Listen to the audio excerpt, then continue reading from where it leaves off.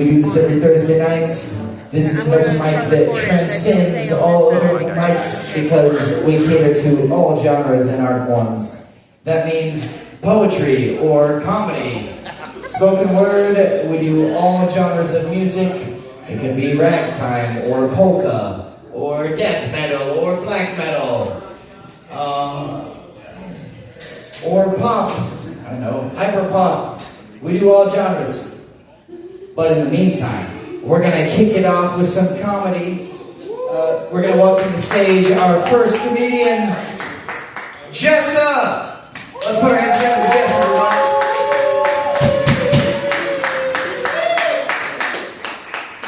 I loved how you looked at the list like you forgot my name, like we haven't been talking like the whole time. Like, who is next? And all the bitch that's been talking to me the entire time. My name is Jessa Blake. It's just Jessica without the it. I gotta move these cords or I'm gonna die. Okay, there we go. I think that's good enough. Alright, I wanna try not to be weird about it. Alright. Who in here is having a good time? We gotta work on that. Get some more drinks in. Hell yeah, girl. I used to date this guy, and I'm finally in a place where I can talk about without wanting to pipe bomb his car. And by the way, I did hate his car too. He wouldn't put anything in it besides premium gasoline. He kept blowing out his manifold gaskets. And you good? All right, I'm making noise. Where was I? Sorry. It kept blowing out his manifold gaskets. And he's like, but it's a sports car. Sports cars have to use premium gasoline. It's a 984 Mustang. Ford Motor Company has never made a goddamn thing that requires premium gasoline. And I'm all for keeping old pieces of shit car on the road all day, every day. But if you're going to have a piece of shit, you got to know how to work on pieces of shit. Because if you don't, then the only thing you're going to do is become Carlos the Mechanic Sugar Daddy. That is it.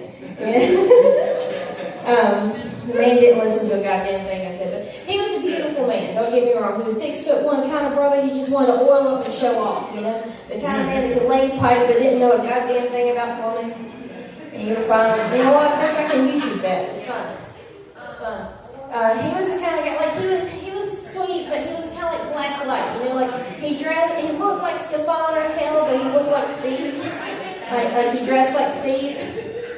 Because he always had on like a polo shirt and like the zipper, like fleece vest thing. And then I am who I am, so every time we were out and about, it looked like he was taking his lesbian out for a walk. And he had a friend who really wanted to go to titty bars, and his wife wouldn't let him. And he was like, you think we could talk Jessa into it? You think if we, talk my wife into it, Jessa will let you go to a titty bar? One, I don't care.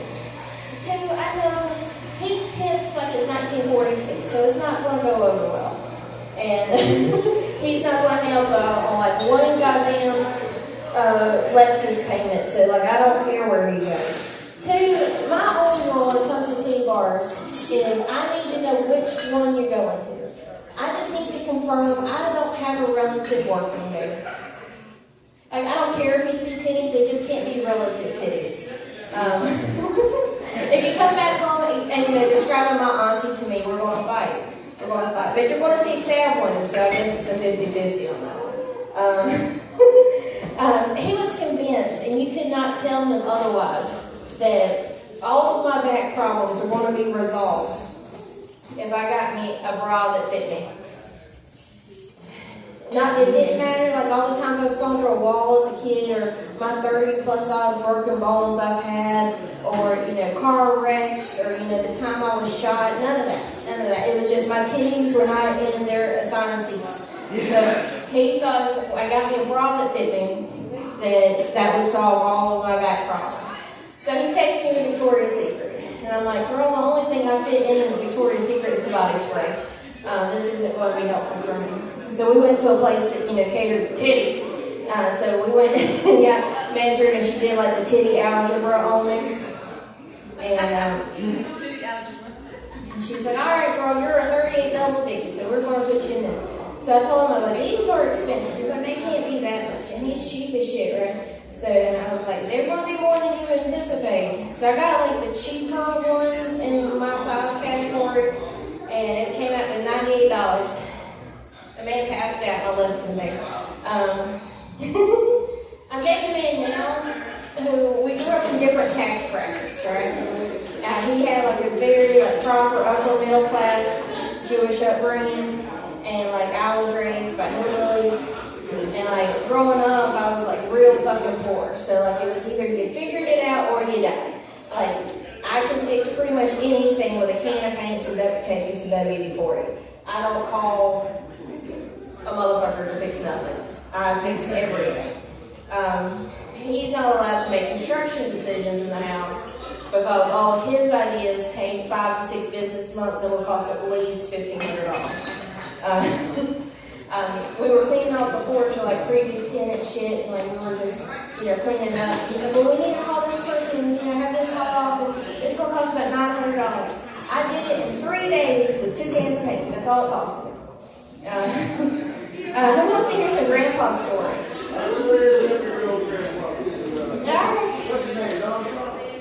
No, I'm not that kind of way. Jesus Christ. Yeah. Jesus Christ. Don't put that evil on me. You can take that back. My grandpa was from Ireland. He was from a little town called Colfax. And I got in trouble in school all the time for cussing because like nobody ever corrected me. Like everybody in my family cussed, so I did. I thought it was just regular talking, So like you have to imagine an 8-year-old me saying this to my 2nd grade class. We were supposed to tell stories about growing up, like our favorite story, like and it was supposed to be like a Princess Disney story. Well, my favorite story my grandpa used to tell me before going to bed was his story about the crazy bitch genie. He was a captain of a ship in the 70s and 80s. And they would take beer from the U.S., go down to the Hispaniola Islands, go to South America, pick up antiques, and bring them back in the most convoluted way possible to run cocaine. So, one day they get stuck on Tortuga, which is just a dead pirate, alright? So they're in Tortuga and they run out of food. So the only thing left is beer. So they're drinking the beer. My grandpa wakes up and sees his buddy on the other end of the ship with a great big ink pen writing notes in bottles and throwing them out to sea. Well, he wakes up, grabs the bottle, wipes it off, genie pops out. He goes, oh, are you a genie? He's like, no, I'm goddamn Santa Claus. That's what the fuck you want. Does this mean I get 3 wishes? No, you get 1 fucking wish and you're fucking happy about it. He's like, all right. He's like, I wish I had $1 million. Alright, asshole. Snaps her fingers, goes back into the bottle. Like, alright, so he's coming through, he's fucked up. He's waking up, about 15 minutes later, $1 million ducks fly overhead. He goes to his buddy at the end of the dock and he goes, hey, did you see what that bitch did today? I asked for $1 million and she gave me $1 million ducks. He goes, no shit, man, why do you think I'm writing with a 12-inch pen? And baby used to tell me all kinds of crazy shit. I remember in 3rd grade we were doing like a project on evolution. And like we had to do a project. He's like, I got a perfect example of evolution for you, kid. He's like, have you ever heard of grizzly possums? Like, what the fuck is a grizzly possum? Because have you ever heard the saying, if bulldogs had wings, they wouldn't bust their ass? I said, no, sir. He goes, well, that was the old saying. If bulldogs had wings, they wouldn't bust their ass. It is what it is kind of saying. He's like, a lot of people don't realize that bullfrogs used to have wings. They used to be like 8 foot wide, with great big, 12 foot long wingspans. They used to perch up in the trees and come down at night and like get fish. And then like when they perch at night, the grizzly possums would come down and eat their wings. That's the only thing grizzly possums made. And over time, they stopped growing their wings back. And mind you, I'm 9 years old and sober, so I'm believing this. And he is tripping his balls off, just giving me absolute bullshit. This is why I got rid of all the time in school, because I got bad information.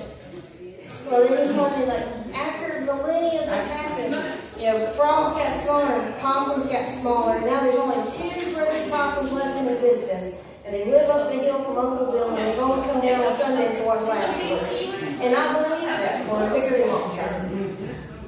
My grandpa, I had to put in paperwork for school, and I was like, they need to know like how old you are and stuff. He's like, I am so old, my first job was head flower picker of Babylon. He used to say that his best friends growing up was Jesus Christ and Moses, JC and Mo. He said that, him and Mo used to hang out at the pool all the time, drinking 40s, and Jesus, he had the abs, and he was always, trying to get married off his dick. So he would, climb up the diving board, and he's always showing off the abs and shit, being a real dick. So he'd take his jump and Mo slip the water. JC bust his ass right there. Wow.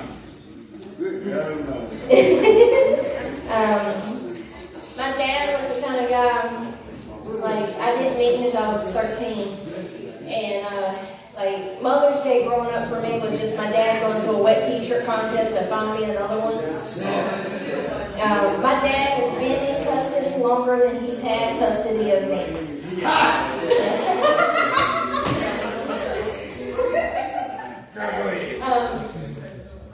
My dad's third wedding was Civil War themed. It was terrible. It was terrible. His invitation was a BYOB event, and you had to RSVP to his email address, which was trbnasty@yahoo.com. Everybody was in period garb, the dresses and stuff from the 1800s, which is fucking stupid. And I showed up in blue jeans and a Marilyn Manson t-shirt.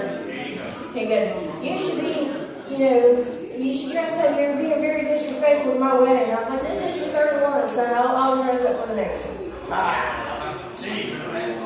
I remember we went to Virginia one time, and we went to a Civil War reenactment. And I was 16 years old. I had a fuck you on my face, Ozzy Osbourne t-shirt, goth girl boots, and fuck you on my face reading the Anne Rice book. And Stonewall Jackson comes over to me and goes, and I don't know if you know what Civil War reenactment is like. It's just LARPing but racist. That's all it is. And Stonewall Jackson comes up to me. He's like, why your daddy does this? It's for our heritage and our freedom and yeehaw and what have you. I was like, sir, it's because his first wife ran off with a black man. So now, at this point, I have 6 guns pointed at me. He's like, what are you going to do now, you little smartass? I was like, well, you see, I'm going to get in that truck, I'm going to grab those keys, I'm going to get in that rig, I'm going to drive home. It's going to take you 20 minutes to load those bastards. My grandpa, has anybody ever seen the movie Monty Python and the Holy Grail? Well, my grandpa, his favorite flavor was M&M's. So I was 13, and he was tripping in the living room. And as a kid, I don't realize how much my name was just grandpa being fucking weird. Just grandpa stuff. He's regular. He's doing hardcore drugs in front of the children. He was doing drugs, he was watching Monty Python. He was convinced that the rabbit, the evil at the end that kills everybody, was going to come in and kill him. So he goes outside and catches a rabbit, throws it in the oven. And I take it out and I put it outside. And I turn around, he's got a revolver in his hand. I was like, oh fuck. Put it down. Like, where did you get that from? So he lets one go and hits me right here. It doesn't go through with a solid flesh wound, it counts. I'm not 50 Cent or nothing, but I was good. And I get up and I'm like, whoa, what the fuck? I get back in the house and he's passed out, so I take the gun apart and I tell my dad, he's like, hey, TR, I need her hospital, I need her adult. He goes, Butch didn't shoot you. I was like, yes he did, I'm bleeding. And he opens his bedroom door just enough to give me this sword and a golf bag. I walked over a gunshot wound. People can't tell me a goddamn thing. My boyfriend, like I said, different tax bracket. You go to any of his family events, there's at least 3 MDs in the house.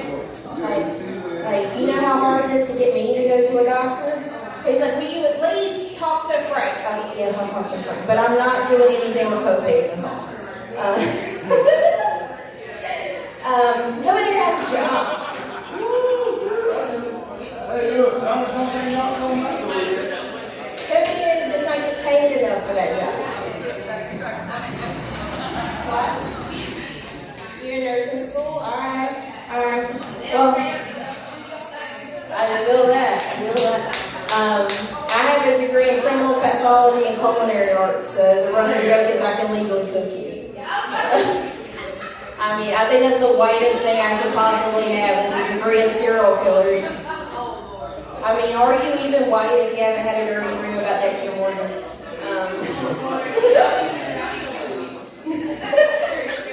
It's cool. I've seen it. I eat everything, and I have the most extensive seasoning rack of anybody I know. But there's at least 2 racks in my house. I'm always contemplating being a stripper. But the way I see it, it would work out for me and the club. As white as I am, put a black light on me, I make that bitch glow. Like they could write my ass off on page and get a good ring. The hardest part for me that I've been a stripper is finding shoes because I wear a size 3 in kids.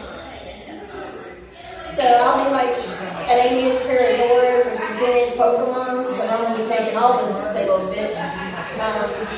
I guess the updated version of that joke would be I need to start being OnlyFans, which my boyfriend's all for. He's like, you don't have parents, who cares who sees your butthole? I did do burlesque for a while, and I'll end all this tonight. I did burlesque for a while, and I did burlesque and stand-up comedy at the same time. So I was known as Tits and Giggles. My burlesque name was Vespers Devon. Vespers are the last rites of Catholicism. Devon is Elvira's mother's name. So kind of morbid, sexy, what I was going for. So I had that name for a while. I traveled a bit, did some shows until I realized my initials are VD. So my performances are contagious. Alright, I'm going to give this back to Callie. I've got one.